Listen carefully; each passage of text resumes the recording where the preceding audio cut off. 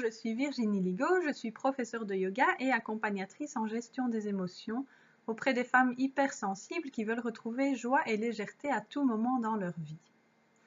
Depuis environ 6 ans que j'ai découvert la philosophie du yoga et que je la vis au quotidien, et je suis depuis lors devenue professeure de yoga, je me rends compte qu'il y a un mouvement qui se passe en parallèle dans ma vie, et c'est une reconnexion à la nature, et notamment à l'utilisation de produits naturels pour prendre soin de mon corps. J'ai déjà la chance d'avoir eu une maman qui était très en avance sur son temps, qui utilisait l'homéopathie et qui avait recours à l'homéopathie, qui utilisait des produits naturels et puis des produits bio. Depuis les dernières années, on voit l'émergence du bio. Donc c'est un super mouvement, mais on peut toujours aller plus loin. Donc je partage les trucs et astuces que j'ai découverts moi-même dans cette rubrique que j'intitule « Les choses que ma maman m'a enseignées, mais que j'ai laissé tomber » entre parenthèses pour les remplacer par autre chose. Dans les sujets précédents, j'ai déjà parlé du fait que je n'utilise plus de déodorant, j'ai parlé du fait que je n'utilise plus de shampoing, j'utilise un produit naturel à la place. Je parle du fait que je ne repasse plus mes vêtements et de ce que je fais pour en prendre soin. L'utilisation du lota, l'utilisation du grattoir à langue. Vous pouvez retrouver tous ces sujets sur mon site virginieligaud.com sous la rubrique du blog.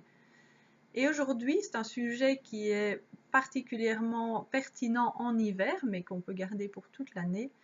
C'est le partage d'une recette miracle, en tout cas miracle à mes yeux, en cas de rhume ou de refroidissement. Donc c'est une recette que j'ai reçue d'une amie, de mon amie Stéphanie, que je partage ici. Si vous sentez que vous avez un refroidissement qui se prépare, vous commencez à vous sentir un peu malade, ou si le refroidissement est déjà installé et qu'il perdure, eh bien vous pouvez toujours avoir recours à des produits que la nature a créés pour nous et dont on connaît les vertus. Dans cet exemple-ci, je parle du gingembre, du miel et du citron. Alors bien évidemment, on part sur des produits bio et vous prenez un récipient en verre. Dans un récipient en verre, vous incorporez à peu près 2/3 du récipient de miel.